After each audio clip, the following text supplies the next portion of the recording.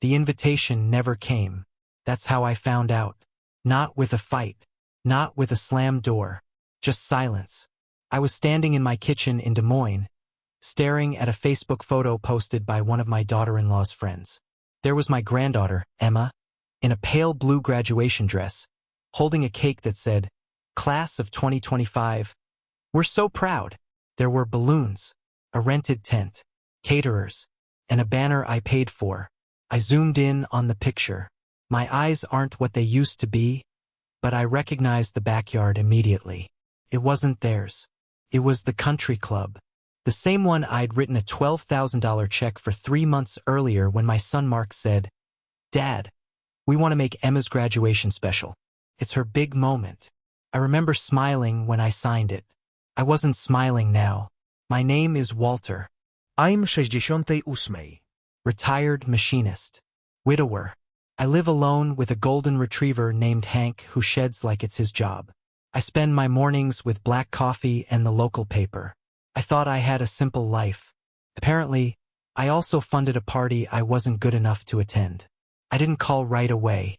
I've learned something about anger at my age. It burns hot, but it clouds judgment.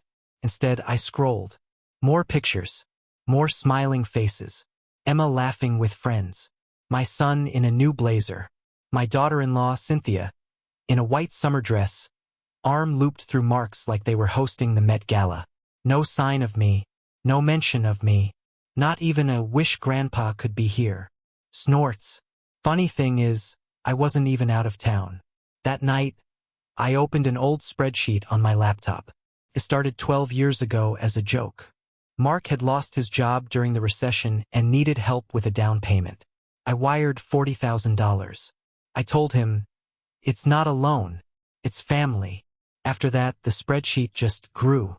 $40,000, house down payment, 2013.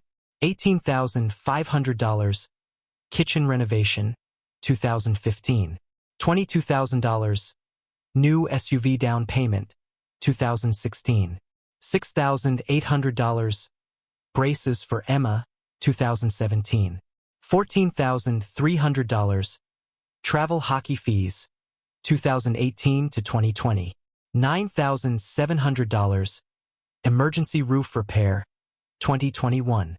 $12,000, graduation party, 2025. And dozens more line items. Small ones, big ones, quiet ones. Total as of that night, $358,412. I stared at the number for a long time. $358,412. That's not generosity. That's a second career. You'd think I'd feel anger first. I didn't. I felt embarrassment, because suddenly I understood something I hadn't wanted to admit. Maybe I hadn't been helping them out of pure love. Maybe part of me was afraid. Afraid of becoming irrelevant. After my wife died in 2012, the house got very quiet. Mark called less. Cynthia was always busy. Emma was growing up fast. But whenever there was a problem, money, repairs, tuition, they called. And when I solved it, I mattered.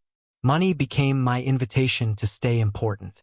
That realization stung worse than being excluded. The next morning, I called Mark. He didn't answer. He texted, "Busy this week. What's up?" I typed, "Saw pictures from Emma's graduation party." 10 minutes later, he called. "Oh yeah, Dad. It was kind of last minute. Small thing." "Small?" I asked. "Looked like the country club." Pause. "Well, Cynthia wanted something nice. I wasn't invited." Another pause. Longer this time. "Dad." It was complicated. Complicated. That word people use when they don't want to tell the truth. I didn't push. Not yet. "I see," I said. We hung up. That night, Emma called me. "Grandpa, I'm so sorry you couldn't make it." I swallowed. "Couldn't?" "Mom said you had other plans." I felt something cold settle in my chest. "I didn't," I said gently. Silence on the other end. "Oh." That "oh" told me everything. Here's the part that made it worse. 2 months earlier, Cynthia had asked me very politely if I could wire the deposit directly to the country club for convenience. She didn't want checks at the house.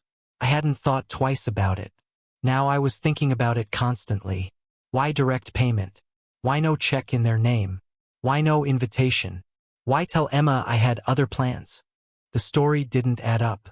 And when things don't add up, you either ignore it or you start investigating. For 12 years, I'd been the quiet solution to every financial problem in that household. Now I was starting to wonder if I'd also become the quiet embarrassment. 3 days later, Cynthia finally called. Her tone was bright, artificially so. "Walter, I heard you were confused about the party." "Confused?" I repeated. "Well, it's awkward sometimes. My friends, they don't really understand family financial arrangements." "Family financial arrangements. That's what you call it?" She sighed. "Walter, you've been very generous.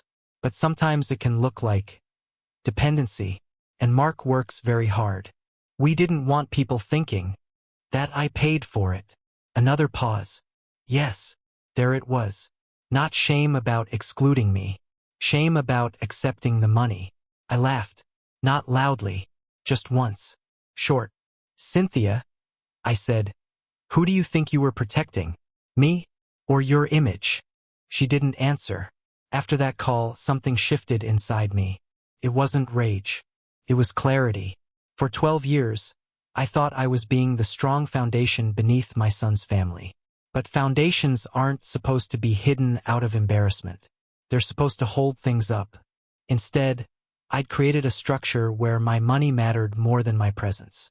And when my presence became inconvenient, it was easier to erase me than to refuse the check. That's the kind of math you don't learn in school. I went back to the spreadsheet. $358,412. I added one more column. Emotional cost. I didn't put a number there, because I didn't know how. Yet, I closed the laptop. Hank lifted his head and thumped his tail against the couch like he sensed something had changed. "Looks like we're retired now, buddy," I told him. For the first time in years, I wasn't thinking about how to help Mark next. I was thinking about how to stop. And that's when the real story began. The strange thing about betrayal at my age is that it doesn't explode. It settles. Like dust. You start seeing everything through it. For a week after the party, I didn't call Mark. I didn't text Cynthia. I didn't bring it up to Emma again. I just observed. And I opened that spreadsheet every morning. $358,412. I started adding notes to each line item. Context. Dates. What was happening in my life when I wrote each check. 2013 house down payment. My wife had been gone 14 months. I remember wiring $40,000 and thinking, at least I can still be useful. 2016 SUV down payment. Cynthia called it unsafe to drive the old one to hockey tournaments. 2018 to 2020 hockey fees. Travel leagues. Hotels. Equipment. $14,300 total. I never missed a game. 2021, emergency roof repair. Mark said insurance wouldn't cover it fully. I didn't even ask for documentation. I just paid. Looking back, I realized something uncomfortable. They never argued when I offered money. Not once. But they also never refused. That's not love. That's a pattern. I called an old friend of mine, Gary. We used to work the same shift at the plant for 22 years. "Let me get this straight," Gary said. "You paid for the party and didn't get invited?" "Correct." "And she didn't want her friends knowing you paid?" "Correct." He let out a low whistle. "That's not embarrassment, Walt. That's image management." Gary had always been blunt. "You think I'm being used?" I asked. He didn't hesitate. "I think you trained them." That one stung. He wasn't wrong. When Mark lost his job back in 2013, I stepped in before he even asked. I remember sitting at their dining table and saying, "Don't worry about the down payment. I've got it." Cynthia cried. Mark hugged me, and something locked into place that day. I became the solution. Every emergency after that flowed through me. The furnace breaks? Call Dad. Tuition gap? Call Dad. Car trouble? Call Dad. I never set limits. I never said no. I told myself that's what good fathers do. I realized something else in that moment. I had never once asked to see their budget. Never once asked what they were contributing versus what I was supplementing. I was a silent investor in a business that had no accountability. Let me think about it, I said. That surprised him. Think about it? Yes. Silence. Then, okay. He hung up. That night I couldn't sleep. Not because of the money, because of the fear. If I stopped helping, would they stop calling? Would I become unnecessary? There it was again. That old ache. When my wife died, I didn't just lose her. I lost my role. My identity shifted overnight. And when Mark leaned on me financially, I felt anchored again. Needed. But being needed for your wallet isn't the same as being loved for your presence. It just takes longer to notice. I decided to do something I should have done years ago. I called an attorney. Not to sue. Not to threaten. Just to understand my position. Her name was Linda Chavez. Mid-50s. Calm voice. Sharp eyes. I brought her the spreadsheet. She flipped through the printed pages slowly. Were any of these formal loans? She asked. No. Promissory notes? No. Collateral. I laughed. They're my family. She looked up. Family can still sign paperwork. I felt foolish. What are you hoping to accomplish, Mr. Walter?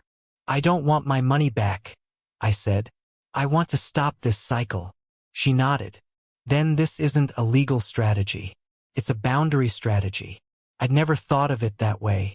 Legally, she continued, they're not obligated to repay you unless there was an agreement, but you're also under no obligation to continue giving. I know. She leaned back.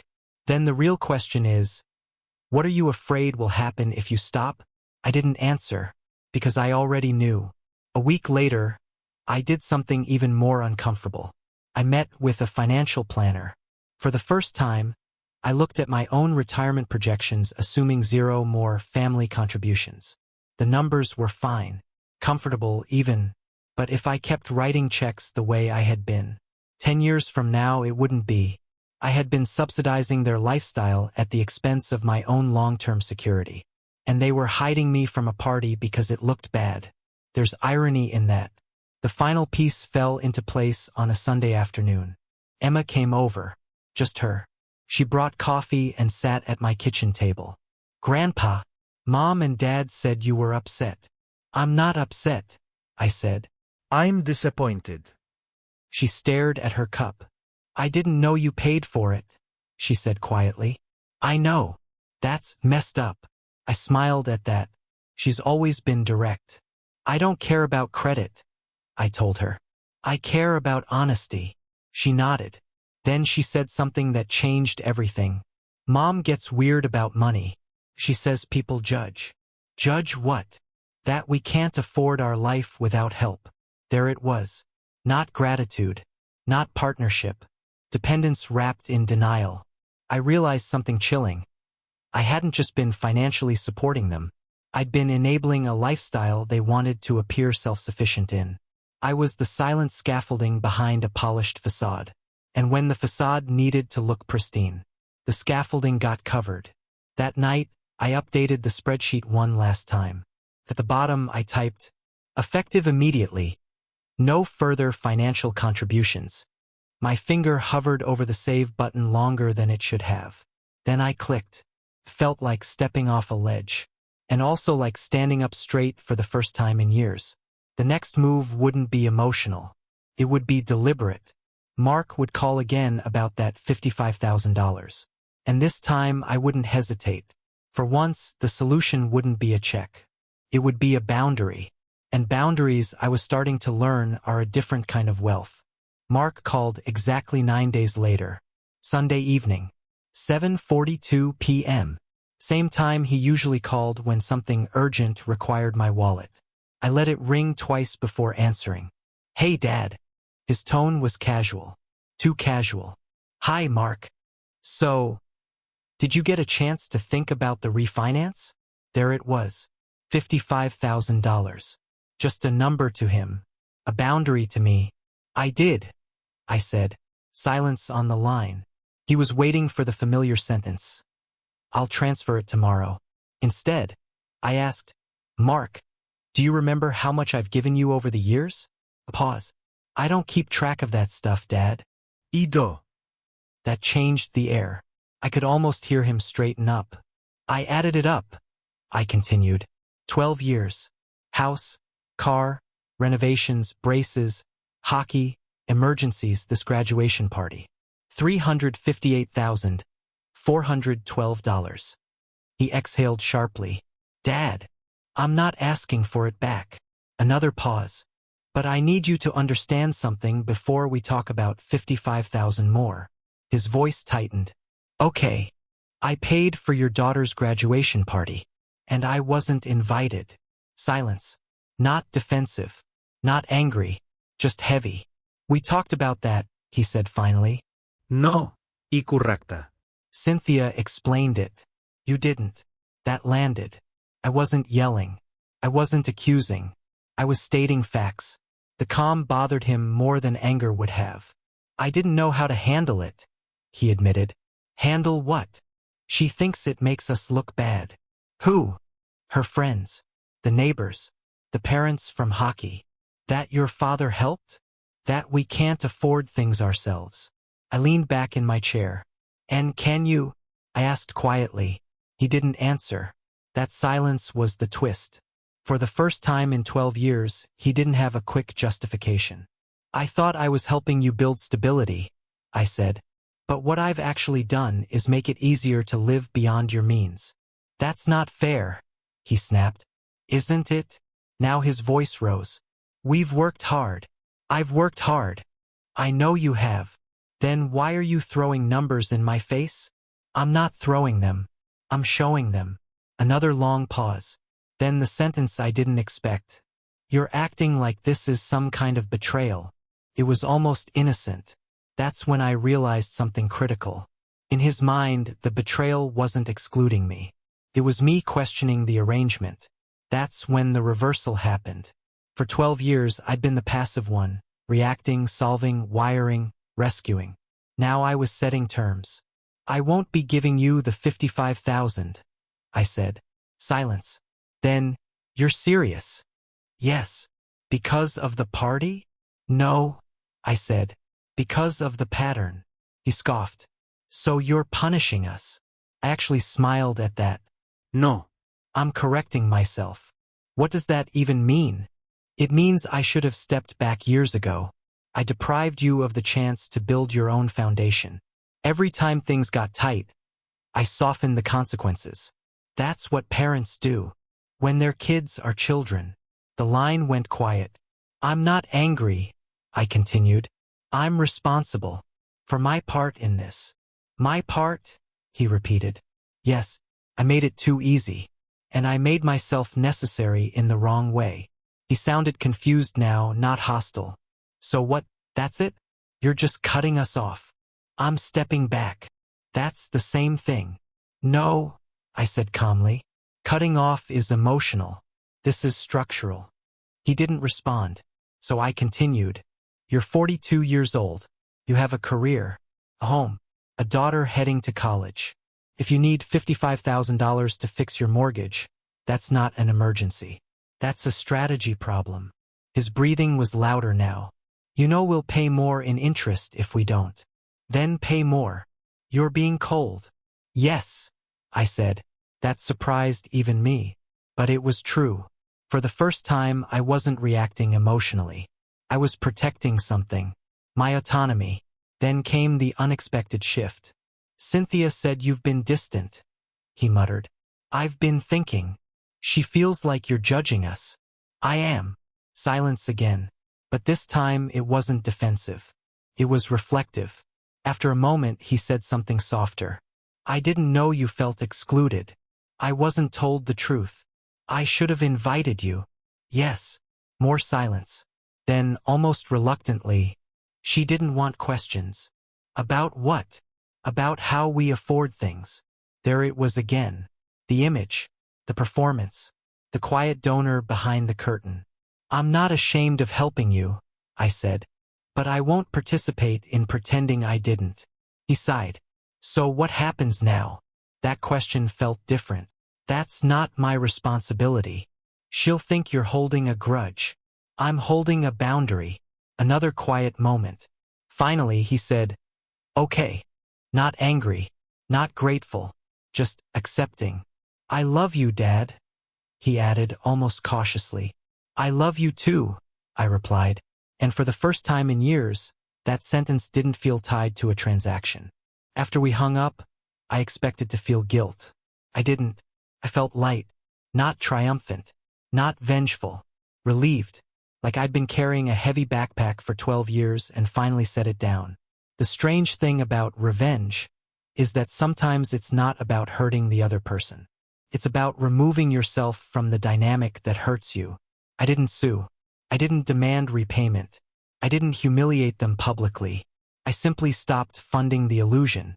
And in doing so, I forced reality to step into the room, whether they liked it or not. 3 days later, Cynthia texted me. I hope you're happy. This puts us in a difficult position. I stared at the message. Then I typed back. I was already in one. She never responded. And that silence told me everything. The first month after I said no was quiet. Too quiet. No late-night, quick questions. No casual mentions of bills. No forwarded mortgage calculators. Just silence. For 12 years, money had been the background music of our relationship. The steady hum. Wire transfers. Reimbursements. Can you just? It'll only be. When that stopped, the silence felt almost suspicious. I half expected some dramatic fallout. Accusations. Emotional ultimatums. Instead, reality did something much more effective. It settled in on them. 3 weeks after our conversation, Mark called again. Different tone this time. Measured. We decided not to refinance, he said. Okay. We're cutting some expenses instead. What kind? Pause. Sold the SUV. Went back to one car. That was the $22,000 down payment vehicle. I didn't comment. We're also scaling back on the country club membership, he added. Interesting. The same country club that hosted the graduation party I wasn't invited to. That sounds reasonable, I said. He hesitated like he expected judgment. He didn't get it. For the first time, I wasn't emotionally invested in whether they adjusted wisely or foolishly. They were adjusting. That was enough. Cynthia never called. Not once. But word travels in families. Emma mentioned, casually, that her mom was stressed about money stuff. I didn't gloat. I didn't say that's what happens when you hide the scaffolding. Instead, I listened. There's a difference between revenge and correction. Revenge seeks pain. Correction allows consequences. About 6 weeks in, something unexpected happened. Mark came over. Alone. He stood awkwardly in my doorway like he hadn't visited without a reason in years. Can I come in? Of course. We sat at the kitchen table where Emma had once told me, that's messed up. Mark looked older than I remembered. Tired. I've been going through our finances, he said. I waited. I didn't realize how much we were relying on you. That word. Relying. Not appreciating. Not collaborating. Relying. It crept up, he continued. At first it was emergencies, then upgrades, then expectations. I nodded. Cynthia hates feeling dependent, he said. But she also liked the lifestyle. And you? I asked. He thought for a long moment. I liked not saying no. That was honest. Painfully so. I should have stopped you earlier, I admitted. He looked surprised. I liked being needed, I said. After your mom died. It gave me purpose. He swallowed. I didn't know that. Of course you didn't. I never said it. There it was again. The second betrayal. Not just theirs. Mine. I had used money to secure emotional relevance. They had used my money to secure appearances. We had built something unstable together. I'm not asking you to help again, he said quietly. I know. I just wanted you to know I get it now. That mattered. Not because it fixed everything, but because awareness changes behavior. Cynthia still didn't reach out. But I heard, indirectly, that she had told friends they were restructuring finances. No mention of me, no dramatic story, just quiet adjustments. In some strange way, that was justice. Not public humiliation, not explosive fallout. Just the slow, unavoidable discomfort of living within your means. Then came the moment that made all of it worth it. Emma called. "Grandpa, I'm moving into my dorm in August." "I know. I've got the date on my calendar." "I was wondering," she hesitated, "would you come help me move in?" "Of course. And maybe we could grab dinner after? Just us." My throat tightened. "Yeah," I said softly. "I'd like that." Then she added something that sealed it. "I don't care who paid for what. I just care that you show up." That's when I knew the relationship that actually mattered hadn't been damaged. It had been clarified. On move-in day, I drove her boxes up 3 flights of stairs. My back protested. She laughed at me. We ate greasy pizza on her dorm floor. No country club. No rented tents. No curated image. Just presence. At one point she said, "Mom and Dad are figuring stuff out." "I hope so," I replied. "They're not mad anymore. Just adjusting." Good. Adjustment is growth's awkward cousin. As for consequences, they weren't dramatic. Mark and Cynthia tightened their budget. Vacations became road trips instead of flights. The second car stayed gone. No more surprise renovation plans. And the phone calls? They changed. When Mark called now, it was about work. About Emma. About life. Not about transfers. That's the quiet punishment of removing financial oxygen. People learn to breathe on their own. I won't pretend everything became perfect. There's still tension.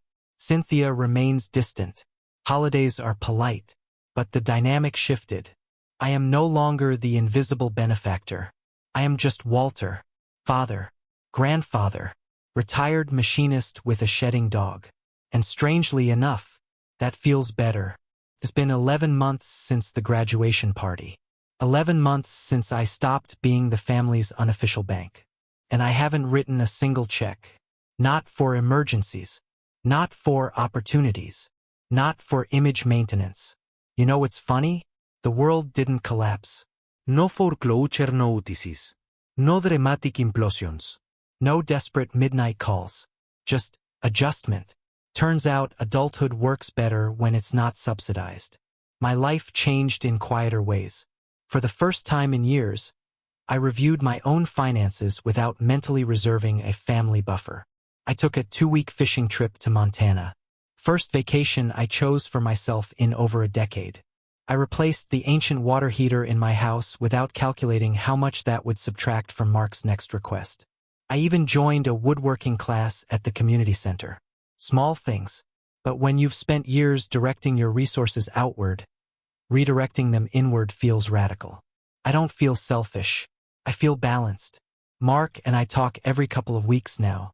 Conversations are shorter, but they're cleaner. There's no subtext. No invisible invoice hovering in the background. Once, about 3 months ago, he said something that stuck with me. "You know, we're actually learning a lot from this." "From what?" I asked. "From not having you as a safety net." That could have sounded resentful. Didn't. Sounded grown. "We're budgeting better," he continued. "We had to look at what we actually earn versus what we pretend we earn. That's the real humiliation, by the way. Not being exposed by someone else. Being exposed by math." Cynthia still keeps her distance. I won't lie, that part bothers me sometimes. There's tension in the room during holidays. Polite smiles. Controlled conversations. But here's what I've realized. I'm no longer negotiating my dignity for harmony. If someone is uncomfortable because I stopped funding their comfort, that discomfort belongs to them. Not me. The most meaningful change has been with Emma. She calls me directly now. Not to ask for money. To ask for advice. To tell me about classes. To complain about roommates. When she needed a mini fridge for her dorm, she didn't ask me. She said, "I picked up extra shifts at the campus bookstore. I'll cover it." I laughed. "That's my girl." She grinned. "Mom says you're being philosophical lately." "Am I?" "Yeah." She says you're on some kind of principal kick. Snorts. Space to calculate consequences. Space to feel the weight of their own decisions. When we solve everything for them, we rob them of resilience. And when we attach our identity to being needed, we rob ourselves of peace. I didn't just fund my son's lifestyle. I funded an unhealthy dynamic. He avoided financial discomfort. I avoided emotional irrelevance. Both of us paid for it, just in different currencies. Do I regret helping them all those years? No, but I regret never defining limits. Generosity without boundaries isn't kindness. It's control disguised as love, and dependence disguised as gratitude. That's a dangerous mix. If you're in your 50s or 60s and still writing large checks to adult children, ask yourself a hard question. If the money stopped tomorrow, would the relationship still function? If the answer scares you, you already know there's a problem. The best revenge isn't screaming. It isn't lawsuits. It isn't public exposure. Sometimes the coldest, most effective move is stepping back. Letting reality do the work. Living well without being anyone's silent sponsor. A few weeks ago, Mark said something that closed the loop. We're actually on track to pay off the mortgage early now. How? I asked. We stopped trying to look successful and started trying to be stable. That's the line right there. Stability doesn't need an audience. It doesn't need a country club backdrop. It doesn't need to hide who helped along the way. As for me, I sit in my kitchen most mornings with Hank at my feet, coffee in hand. The house is still quiet, but it doesn't feel empty anymore. Feels mine. No spreadsheets open.